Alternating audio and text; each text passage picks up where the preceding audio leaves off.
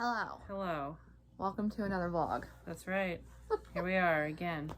Back at it again. She's taking her job so seriously. It was timed. I had to do it. It was timed. Anyway. Mm-hmm. Well, I'm going to start this vlog off with sad news. Oh, no. Now, one of my rats passed away. This time it was Rook. She was the oldest one I had at the time. So, yeah. She passed away 2 days ago. I could say more, but honestly, I don't feel like crying, so. It's been a fun winter for us over here. Look at these dogs. On a brighter... Ah! She clipped me. Here, on a brighter note, look at her face. Look at her face. Vicious. That didn't feel good, huh? So yeah, this week, tomorrow I'm gonna read a little bit more Dune. And then I have Pride and Prejudice and the Close Grown Cold Town that I'm hoping to get through this week. I have goals. Play video games. I'm gonna try and get through the Charm Offensive and what is after Night Broken. I'm gonna try and get through Night Broken Oh. and Charm Offensive. I'm hoping I could also make progress in Dune because it's been a long time and I'm still reading it. I'm being attacked. Just disgusting. They won't stop looking. They're just looking at you. Look at them staring at you. Oh my god. Shit. Hold on. I'm gonna. It's traumatizing. Ugh. Jesus Christ. Hi guys. No, don't make me. We'll insert that here-ish. Alright. We'll Yeah. see you next clip. Yeah, maybe we'll make some progress in some books. Hello. It's late at night. I don't feel good, emotionally or mentally. But the thing is, I never feel good, emotionally or mentally. So if I put off doing clips until I did, I'd never do them. I'm fine. I'm just stressed. I mean, I guess I'm not fine, but that's not what we're here to talk about. We're here to talk about Night Broken by Patricia Briggs, which I just finished. It was fine. Back to my opinions of these books being, it was fine. It was fine. Can I set this down so I don't have to hold it? Oh, nah, that'll do. Right, so, okay, the plot, being as not spoilery as I can manage, is a woman needs help because a volcano god is after her kind of like romantically. And she's the ex-wife of the main character's husband. So as you can imagine, jealousy ensues. It was actually fun. I didn't hate it. That kind of thing could easily get very annoying, but it didn't, thankfully. It's not very long, so it doesn't have a lot of opportunities to irritate me, I guess. It was pretty plot heavy, so we didn't have to waste a lot of time.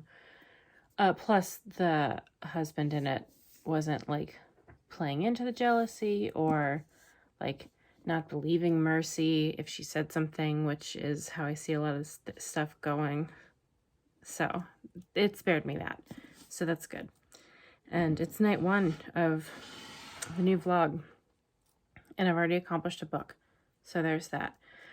I don't know what other things I'm going to be doing this week other than reading. I wish I had something more entertaining to do to switch things up, but I don't. So now that I've finished Night Broken, I'm back to Charm Offensive.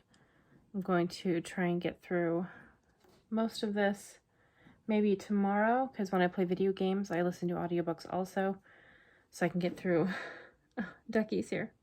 Hold on. Ducky wanted to say hello. Oh, and so did Dottie. Hello, children. Hi, I'm gonna pet your tummy. Gonna get you. Hi. Were you not entertained by my book summary? That's fine. They're like, you could just take us out and give us snacks, which I already did. I took you out and I gave you snacks. Even though, you know, Sarah's not 100% pleased with the fact that you're gaining so much weight. But you know what? You're in here. And I can't not give baby rats treats. Just like give my sweet baby angels treats. That's Wookie, who's currently making respiratory sounds. and causing me tons of stress and grief, and I'm in absolute terror that something terrible's gonna happen, which, you know, isn't great. Yeah, so I haven't been doing much other than reading and stressing about my rat and the sounds that she's making. I wish, again, I had a more entertaining update for you. I think it's 5 days to Christmas now. 5 days and it's Christmas time, so I actually don't know what our vlog really is going to look like. Might be short. We'll see, but I'm hoping to get a good amount of reading done. I've already finished one book by day 1, then maybe I'll finish another one. Maybe I'll get into June. Who knows? Only time will tell. Everything is chaos and nothing matters. Goodbye. It's Tuesday. We actually went out with our friend a little earlier yesterday than expected, so I didn't get any reading done yesterday. And I'm not going to read Dune this week. I don't know about Dune. I'm not enjoying it, so I might not finish it. But I'm not going to say anything definitive yet. Do you see that little mound of dirt? That's Sailor's work. But I started The Coldest Girl in Cold Town today, which is by Holly Black, and it's about vampires, and that's really all I knew. I'm a good bit into the beginning, like, about, let's see, I've been listening for like 30 minutes, so I'm about an hour in, I guess. And it's fine. I don't think it's going to be something I'm going to end up keeping, but I do enjoy the writing. I do think it's an interesting take on vampires so far. Maybe it'll be decent, but I don't think this one's gonna do it for me, if I'm being honest. Okay. So, I'm on part 3 of 11 of The Coldest Girl in Cold Town, and it's making me eat my words a little bit, because, like, I am enjoying it now. It's still not, like, amazing. It's kind of hard to explain, because I'm enjoying it, but I don't... How do I even explain it? Like, I wouldn't give it a 3 stars, but it feels wrong to give it 4 stars, if that makes sense. Because it doesn't feel good enough for 4 stars, but I'm enjoying it more than a 3 star. I wish it was out of 10. I feel like I could rate it better that way, but it's decent. There's a chance I won't be throwing this book out. We'll see how it ends. But I am enjoying it. Yeah, I still don't know how I'll rate it, though. I enjoy the writing, and the story's not, like, overly romantic, and it's not, like, overly intense either. It's just, like, it's very mellow. It's just following this girl and what she's going through right now. And there's no, like, clear right or wrong. She's just kind of fumbling around, and I enjoy that. I am making no sense. I don't know how to explain it. It's weird. Because usually it's like, well, I like these things and I don't like these things, and there's nothing in the story that I don't like, but there's nothing that I love. There's not been anything where I'm just like, that was amazing. I'm really happy that she did that. But there's literally nothing where I'm just like, that was a bad decision. So, like, yeah, just kind of medium. Solidly medium, except that I enjoy it more than a medium. Hopefully I'll make sense next clip.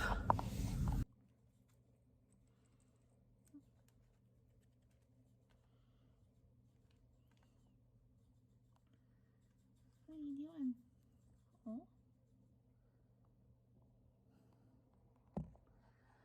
Alright, so I'm DNFing The Coldest Girl in Cold Town. So, like, while I find the writing easy to fall into, I just don't care for the story at all. And it's starting to become tedious because it's like not necessarily a long book, but longer than it should be. It's like 11 hours or something. I don't know. And I just stopped caring because it's just like, oh, well, we have to do this because this happened, and then this got in the way, so we have to do this, and then we have to do this. And it's just like, ugh. It's just not compelling me to keep reading. So I'm DNFing it, and I'm probably gonna unhaul it, to be honest.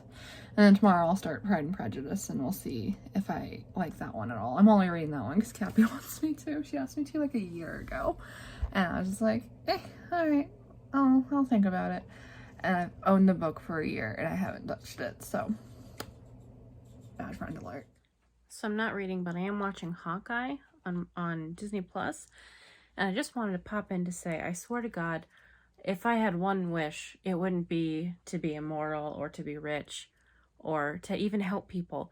it would be to completely abolish the trope of someone meeting a person and falling in love with them over an incredibly short amount of time.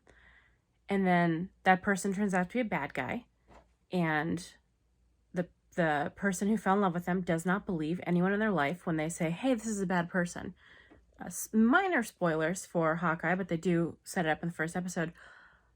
I hate this trope because Kate Bishop's mother, the lead of the show, her mom is in love with this guy who's a terrible person, and she got with him really fast, and the daughter's like, it's really fast, you're getting married. And she's like, can't you just be happy for me? And it's like, no, man, I wouldn't be happy for my mom if she met a dude and they got engaged immediately and she was rich. I would immediately be suspicious of him.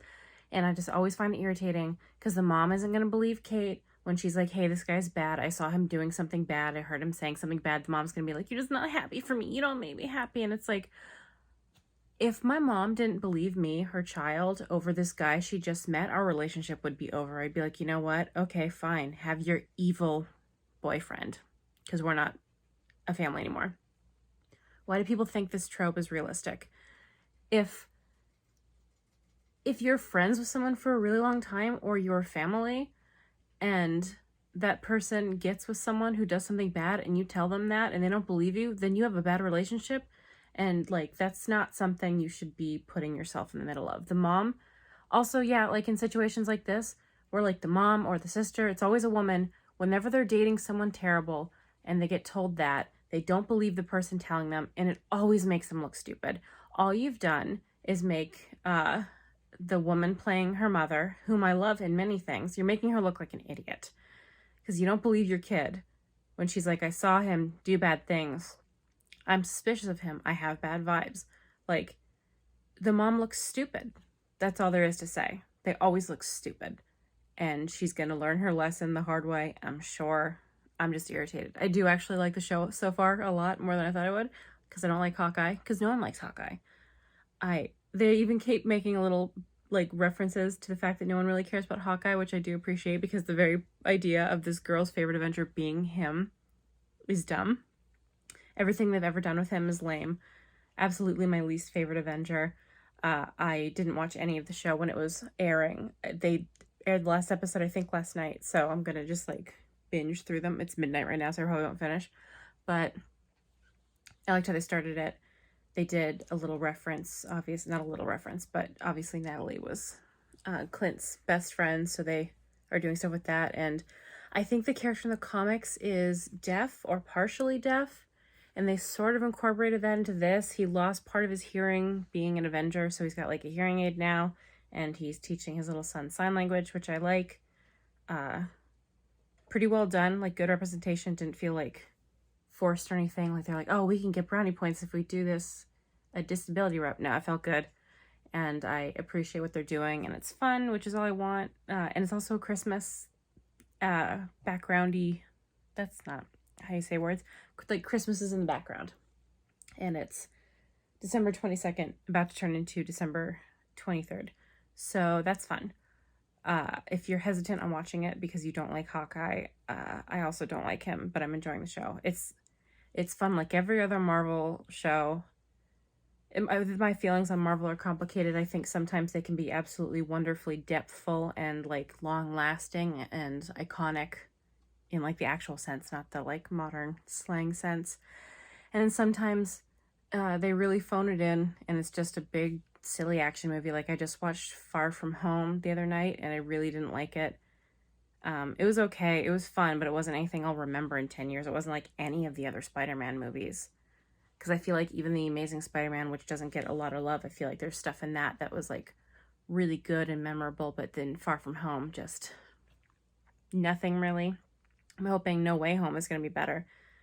So we'll see. We're going to go see that sometime. But yeah, so far enjoying Hawkeye. And I haven't read anything, so. Just checking in. Okay, I'm on the last episode of Hawkeye. And I will say some spoilers ahead, so if you haven't seen it, just skip the whole clip. But, so yeah, I'm enjoying it fine. But I will say, some of the things they're doing in it are super cool, and you might already know this. I mean, it kind of leaked. I already knew before I watched this. But they decided to bring in Kingpin from the Daredevil show. And they had always been a little cagey on, like, the canonicity, I guess, to the Marvel Netflix shows in the Avengers universe. Because in, like, Jessica Jones, they referenced the Avengers movie and the fact that New York got, like, destroyed. And they had references here and there, but I didn't know if it was technically canon because, like, the show S.H.I.E.L.D. came out. And the creators were like, well, yeah, these are the same characters and all the same stuff in the Avengers movie happened, but it's not canon. Because, like, Phil is alive, and I guess officially in the Avengers world, Phil is dead. But he's alive in the show because they brought him back and this whole thing. They're like, oh, the S.H.I.E.L.D. isn't canon, which is stupid. Like, why? Why be so precious about it? But I guess the Daredevil show is canon, which means so is Iron Fist and Jessica Jones and Luke Cage, which, think what you will about those. I do like that they made them canon. I at the very least love that they brought Kingpin in because I didn't really like Daredevil too much, but I loved Kingpin. I thought he was so good. And I think that's cool. And also, like, I'm excited because finally Natasha's sister showed up and I love her. I'm super excited to see what other projects she does in the Marvel world, I guess, because I think she's just a great character. She's super fun. So I liked that. And I also want to say, I guessed the twist, which, again, huge spoiler, so genuinely skip if you don't want the whole thing ruined. But I wondered if they're going to end up having Kate Bishop's mom be a bad guy, because I was just like, they wouldn't have this caliber actress in this part if she was just going to play some mom that didn't listen to her kid. So that was in the back of my head. And like, they had a fiance be so, like, evil-ish. And I was just like, I wonder what they're planning on doing. And I thought maybe the mom was going to end up being a bad guy. And I was right. So I don't mind when I guess what happens because, like, I'm not someone who needs, like, everything to be twisty-turny in a way I don't guess. I think if I guess it, then the setup is good. So I like that twist, like, in general, even though I did guess it. I think it makes it more interesting than, like, a dumb mom who doesn't believe her daughter. She did believe her daughter because she knew it was up. So there's that. So yeah, slow start with this show, but the ending is cool so far. I do still have the entire 6 episode to watch, so I'm going to watch that. And then it's going to be 3:30 in the morning. I should go to bed, but you know, whatever, man. It's Christmas week. It's Sailor. That's nerve-wracking. She doesn't mean to hurt me, but she does. Alright, so it's Friday. I actually was too busy yesterday to start anything, and I decided not to start Pride and Prejudice right now because I'm just not in the mood for a classic. You have, like, if you enjoy classics, this won't make sense to you, but if you don't, you'll get it. I have to be in the mood for that kind of thing. So I'm instead starting the Bromance Book Club, and I do not have a good feeling right now. I get it. It's like a broken marriage, and they're gonna fight, and that's the point. That's the drama. That's the whole point of the book. I get that. But, first of all, she's, like, the Thea, the main female character. It's about a baseball player, professional baseball player, and his wife. They're See, that's why I don't want Sailor on me. She doesn't mean to hurt me, but if she finds something, she tries to bite it, and she just bit my bra. So she just bit my boob. On the side. Oh, God. It's not like an aggressive thing, it's just an overly curious thing, and yeah, go beat up your sister. And I don't like it. But anyway. Yeah, you hurt me. You hurt Mama.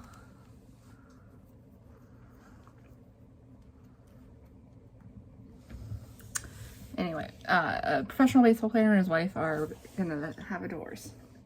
We're gonna get divorced, I mean.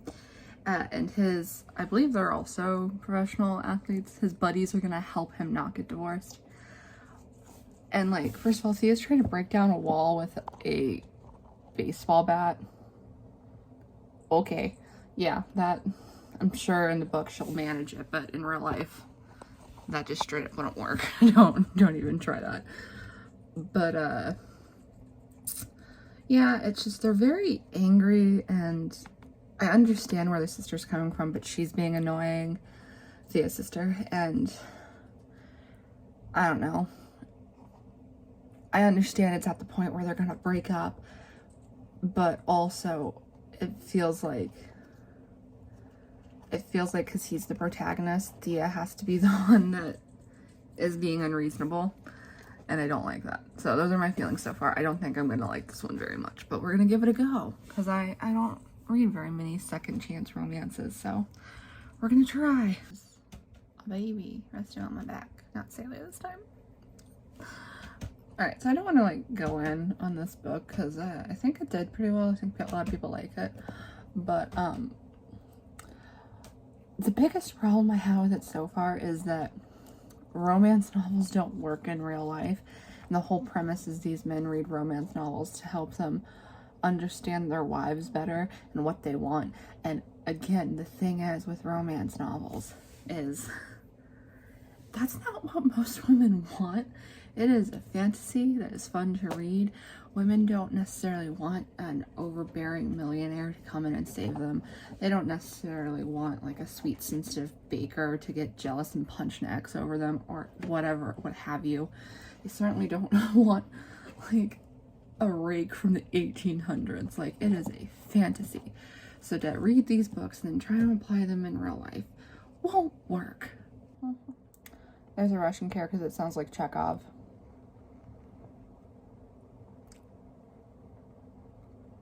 I don't know what to do with that. Also, it's just like romance books are written by women for women about what women want. Romance books are primarily written by women for whoever wants to read them, so that they can have a good time. Okay, I know I said I didn't want to go in on this book, but apparently I lied to you and me. So,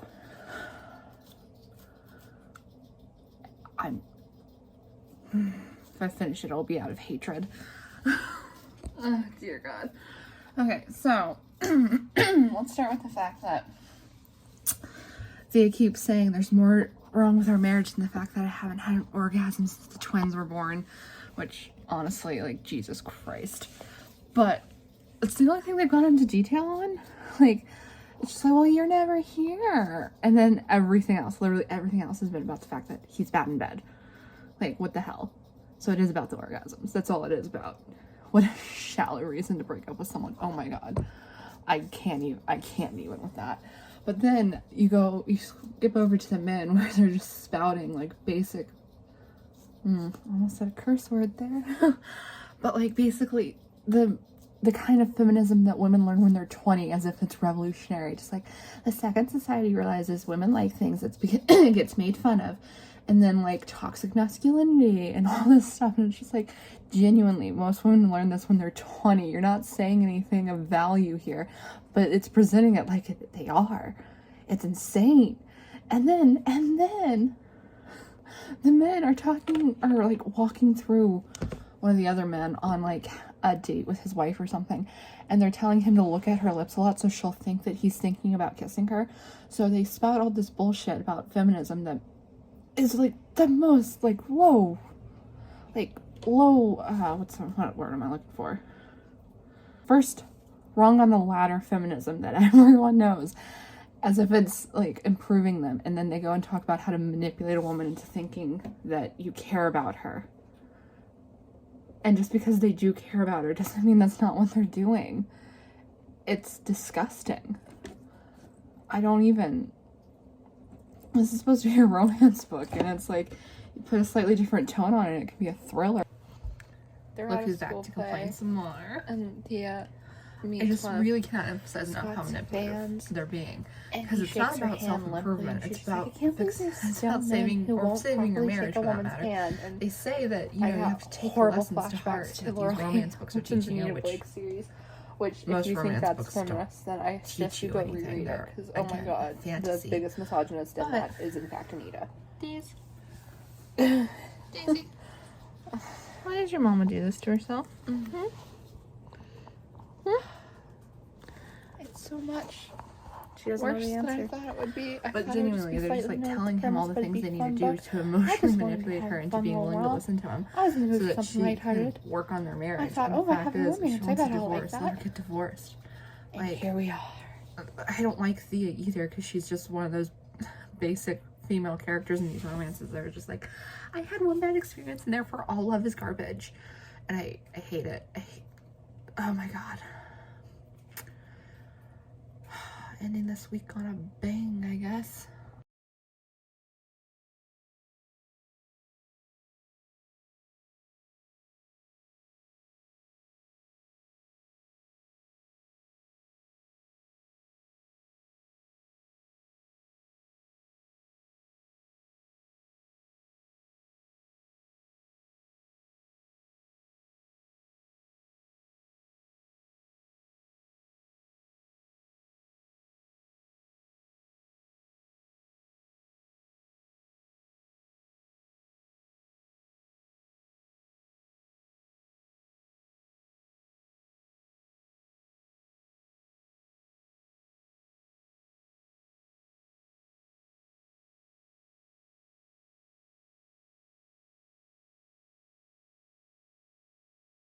I'm gonna let y'all look at Asher for this clip because I accidentally turned the camera on before turning the thing around, so you can't see my face. But, genuinely, like legit, she just told him, can you not say my name? And he said, what do you mean? She's like, don't say my name like that. And he's like, what do you mean? She's like, it's the way you said it. Like, oh my god. Oh my god. Ash, my love, my dear, my darling, give mama strength. I love you. I'm sick of showing it because of this book. Thea is a terrible person. She's mad at everything, and she's blaming Gavin for absolutely everything. And the fact of the matter is, honey, you're not perfect either. How about you speak up every now and then before the divorce? But also, and I can't emphasize this enough, she's looking for reasons to be mad at him. Like, genuinely, she's just looking for them. And as someone who does not actually get angry in real life that often, because I find that it's pointless and doesn't actually accomplish anything, I am so frustrated with her. Like, genuinely, just calm down. Daisy's down here. She's so sweet. She's so kissy. So, I'm supposed to be rooting for Gavin to get back together with Thea, except it's been made pretty clear that Thea plans on taking his daughters from him and from his family and demanding like that he pay off the house and, you know, a ton of child support, which those two things don't bother me. But he's not a bad father. In fact, it's been made very clear he's a great father. And yet it's still implied that she's going to take her children away from him and his family.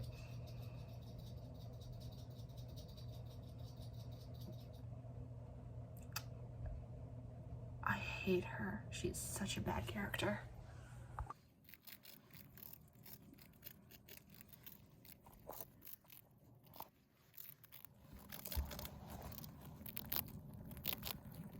I'm gonna look at my rats while I rant again because it only seems fair. Honestly.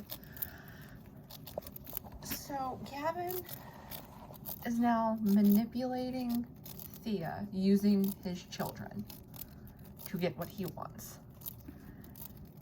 Not only that, but Thea is completely shutting him out. It's like so annoying. I can't stand it. I can't stand this book. She is so petty, and like honestly, why did you even marry him if you're completely unwilling to work out anything? Because genuinely, the fight that made them officially break up is the one where he found out she's been faking orgasms. I hate these people. They don't serve their children. And like, she's completely unwilling to give her kids like a good holiday because she's bound and determined to just cut their father out of their life. And why? Why mercy? That's what I need. I need mercy. Wanna give another yawn? need someone's face to soften the blow of my words. So, wow. I also forgot to mention that every couple of pages they mention her being impulsive, Thea, and how she used to be more impulsive, and like she isn't like that anymore, and that's a bad thing. Except the impulsive things she did were like chaining herself to a tree naked so it wouldn't get bulldozed, and like having unprotected sex with Gavin and things like that. You know, things that honestly aren't good to do when you're a mom.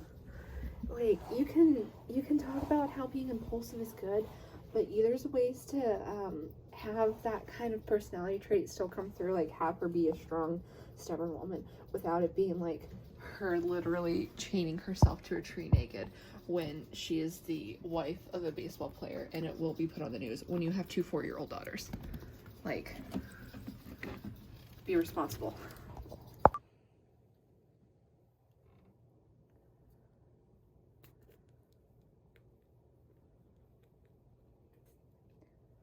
I just wanted to pop in and say that she's complaining about the problematic nature of having a softball game called Wags versus Hags when the entire scene's about women being mean to each other and backstabbing each other and trying to put each other down. Like, this author is blind. Okay, so she's talking about this woman that she has this beef with, and Gavin's just like, what was that? And oh my god, what was her name? Thea. Thea's just like, she always treats me like that. And Gavin said, why didn't you tell me? And she said, why didn't you know? Because you didn't tell him. I'm trying to enjoy my Move your head back and forth. You know I what? can't! That's not nice. We opened presents, and Cappie's got glitter all over her forehead because my brother bought cheap stuff. Oh, there's Books and Lala too. She didn't have very many clips, so I'm filming her and her sadness because I told her she needed to wash her forehead because of the glitter. This is my holiday, and here you are harassing me, making fun of me, emotionally abusing me. It's Christmas. That glitter, there's one like right between your eyebrows and it's so distracting. I can abuse you. Here, on Christmas Eve. I'm warm. Yeah, I'm glad. Move your head, I'll tell you if it's off. Go ahead, move back and forth. No, you don't want to do it? I don't need to take this from you. To be clear, it's Christmas Eve. Just Yeah. letting them know. It's not Christmas Day. Tomorrow's gonna be annoying trying to finish this vlog because apparently I have to go to my parents' house. And they'll keep her for an unknown amount of time. Yeah, it was nighttime when we dropped my sister off back at her house, and I was talking to my mom. I'm like, what time do you want me over tomorrow? You know, for our Christmas plans. And she's like, oh, we haven't even discussed that. It's Christmas Eve. Ooh. We can end the vlog here if you want. No, because I gotta finish these last 2 books, so it looks like I did something. Yeah, I gotta finish the Bromance Book Club so that they don't have to listen to it for another week. As of right now, all I know is your furious emails. Because our way of communicating in the middle of the night or early in the morning is just sending each other emails so we don't wake each other up with text messages. She goes to bed at 2 and I get up at 6:30, so. Yeah, so I woke up to 3 emails filled with rage. They know. Oh, that you told me. Not that I told you, but they know the rage. They've seen the rage. I'm sure that you've got more rage in the clips than I experienced in the email. You want to see them? I'm going to wait until you're done with the book because I want the entire journey. Okay. I don't know why you're still reading. Well, you know, sometimes you're mad enough that you stop reading, and sometimes you're mad enough that you keep reading. I guess I get that. Yeah. See you later. Yeah. Merry Christmas, everybody. I know this is like 5 days late, but Merry Christmas! And tell the boys and ghouls some facts.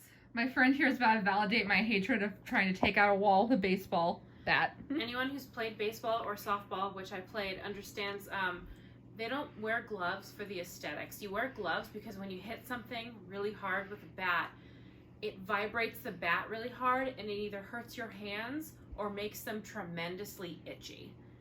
Like if you've ever, I was a little kid playing softball too, and like when you hit the ball, If you have, I don't know if it's the same for wood, but you don't have a chance of breaking down a wall with a wooden bat. Yeah, with beams that are probably like a slugger, it would shatter. Beams that are in concrete. I have a story to tell after this. Go ahead. With a metal bat, when you hit a ball really, really hard, it vibrates the bat. And you wear the gloves because it kind of like stifles that effect it has on your hands. But like it can hurt your hands. It can make them sore. But least of all, it makes them wildly itchy. So that's a thing. If you were trying to break down a wall with a baseball bat, the damage it would do to your hands, because the whole thing is like made of. If you do it with a sledgehammer, it's a little different because it's like a head and a neck.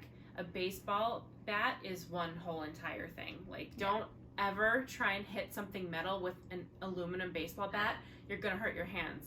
You have to wear gloves. I mean, even when you're wearing gloves, this one it's a professional baseball bat, so it's probably wood, but. If it's wood, then you can't break, like, you wouldn't work, and it would still really hurt her. Like, even if you wear gloves, it doesn't completely stop the sensation, and you can't do that. Well, my dad grew up in the middle of nowhere, Texas, and I don't think he was one of the ones who did it. He was too busy doing other things, but. You know, as teenage boys in the middle of nowhere, Texas do, they'd go around and hitting mailboxes with a baseball bat. And one of his neighbors, after a certain number of times this happened, put his mailbox in concrete. And I don't know if the boy broke his hands trying to hit it, but he certainly wasn't okay afterward. You can't, like, literally ask anyone who's played any baseball or softball. If you hit something hard without gloves, you're going to feel it. Also, aren't bats designed to break at a certain point of pressure? Like, don't they sometimes break when players are playing? If you have a bad one.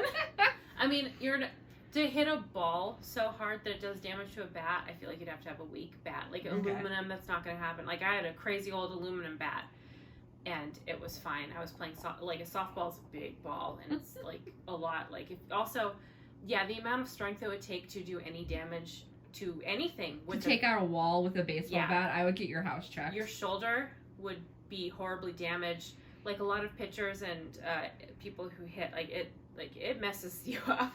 Like, I feel worse for softball pitchers because, like, the way you pitch when you're a softball, you have to swing your arm, like, all the way around. Like, I can't even dream of doing it now with all the damage I have to my body. But you're not going to break anything significant with a baseball. Like, you're not going to keep breaking stuff. There's some things, obviously, like if you were, like, trying to take out, like, kitchen cabinets with a baseball bat. Sure. Not drywall. The wood and the structure of the wall. Like, that's not. If you live in a house that falls to a baseball bat, you need to move. Someone needs to do an inspection. Just saying. Thank you for validating me. You're welcome. I have opinions. And maybe they're not nice. But, so I'm wrapping up this week, finishing Fire Touched by Patricia Briggs, and also The Girl with Lower Back Tattoo by Amy Schumer, which is a memoir about the comedian.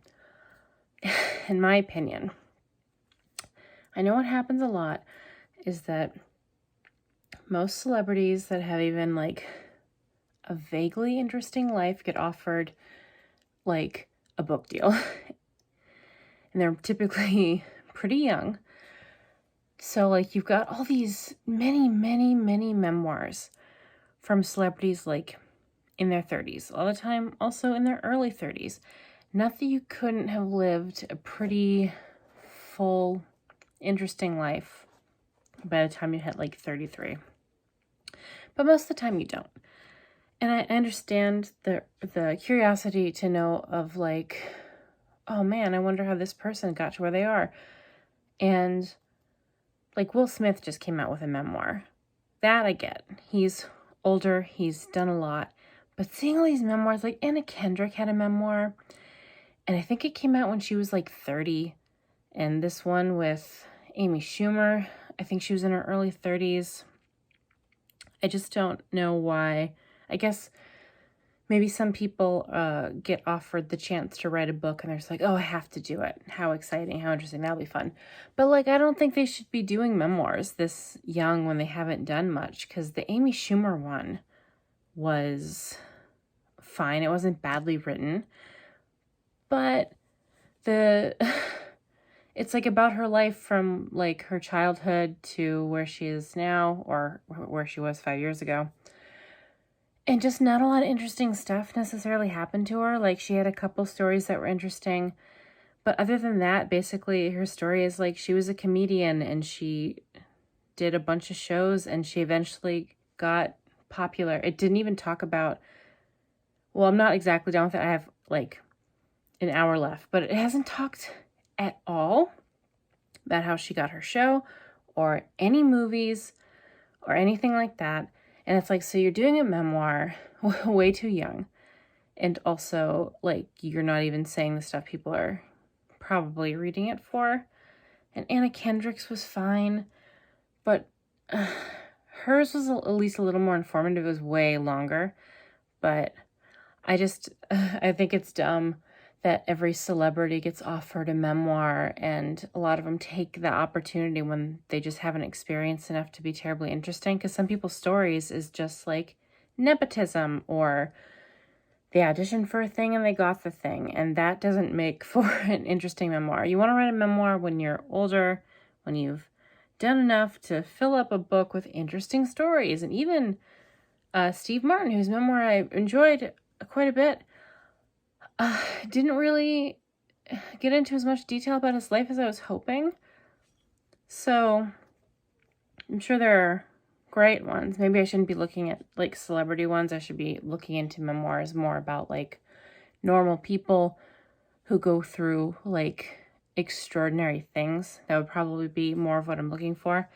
But yeah, my opinion is I think it's dumb that like every celebrity is just offered the opportunity to write a memoir, and they take it even though they have nothing to say. And that sounds mean to be like, Amy Schumer had nothing to say. She had a couple things to say. They were very small portions of her book. Pretty boring for the most part. Like, I'm giving it like 2.5 stars because it wasn't bad. It just didn't like, it didn't tell me anything about her I didn't already know from being like a casual observer of her comedy and her show, and I think a couple movies. And maybe that's just hers, but I mean, I don't know. I think people have this idea that anyone can write a book. So if they get offered the chance to do it, they're like, of course I can do it. Like, it's on so many people's bucket lists, write a book. And that always has bothered me. It's just like, why do you think you can craft a book? Like, do you think that writers, I think it goes along with people being pretty demanding of writers to like make books free. It's the only profession other than maybe hairdresser where like everyone just demands free from you all the time. Like, it's pretty interesting to see how many people think they're just entitled to read books because they want to. I see so much online people talking about how they like pirate books the day they come out, and they complain about how long it takes for the author to write more or like stuff like that. And it's because, yeah, the author's got to have a day job because people like you pirate the book and they don't get paid. And I've heard people say stuff like, well, authors should just do it for the love of it. Like, you wouldn't say that to anybody else. So it really bothers me. I know it's a random tangent, but that always has bugged me when people are just like, well, you should just be happy people want to read your stuff. Like, no, you don't have to just be happy people are reading your stuff. You can want pay for your work, even though what you do is entertainment. And for some reason, some people think they're entitled to entertainment. I don't know why. You don't get people demanding free movie tickets from theaters or free DVDs or free plumbing or free food from McDonald's. But for some reason, everyone's like, oh my God, your book is $2.99 on Amazon. That's way too much. It's like, it's not. Never mind.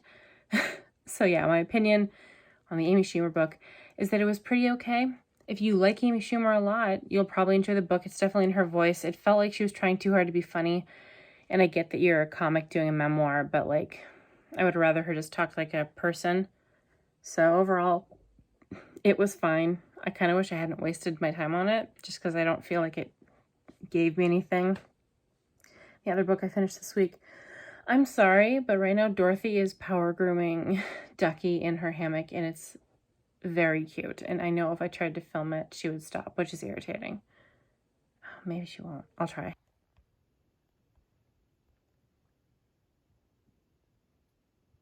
I like it.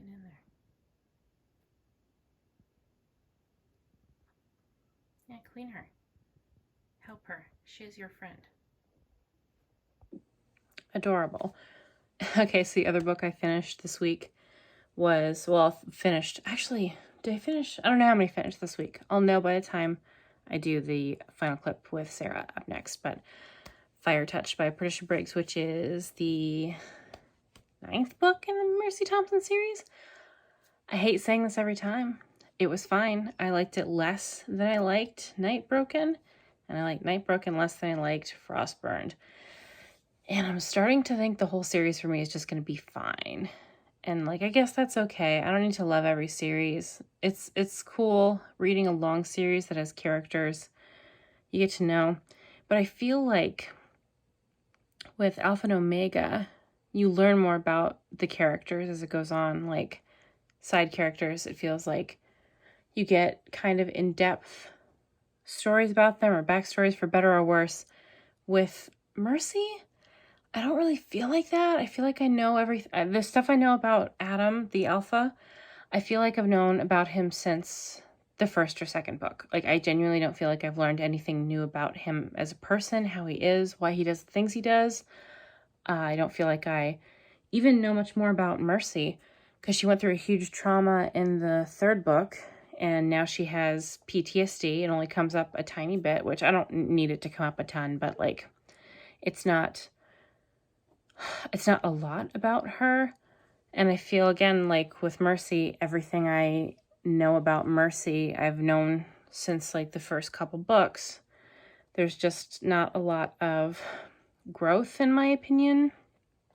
The pack still hates her. It's been 9 books and they all hate her except for a couple.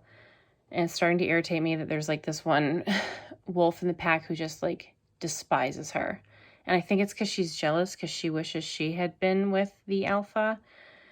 And it's like, how many books do I have to read this person being super disrespectful when, like, it would make more sense if Adam killed her at this point, because she's kind of making him look like a weaker leader, being so disrespectful to her, who is the wife and the co-leader of the pack. But, you know, I don't know. I'm just disappointed because it feels like the series is so long, but it doesn't feel like it's expanding anything. The world doesn't necessarily feel like it's getting expanded, and the characters just don't. I would love it if in one of these books we really delved into someone. Like, every book is Mercy's POV, so you know Mercy pretty well.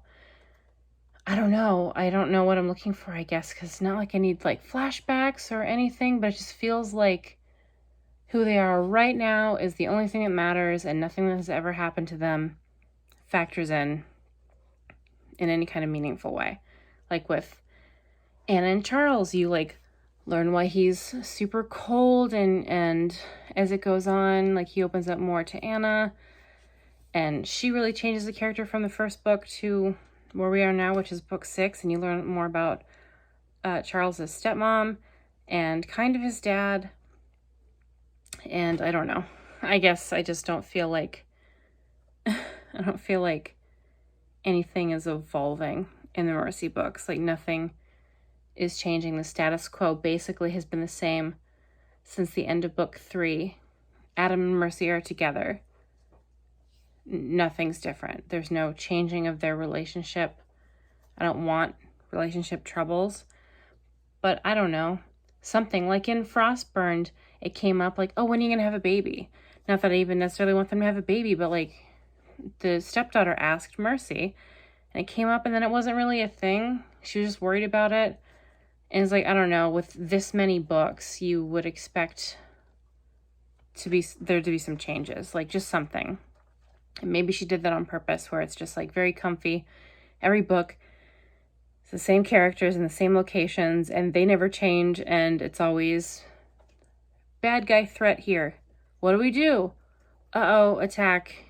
And then they think they're going to die, and then they fix the problem, which is most books, to be fair. But I'm reading these one after another, and maybe that's the problem, because it's just the same thing kind of over and over again. It's just like, what's the monster of the week?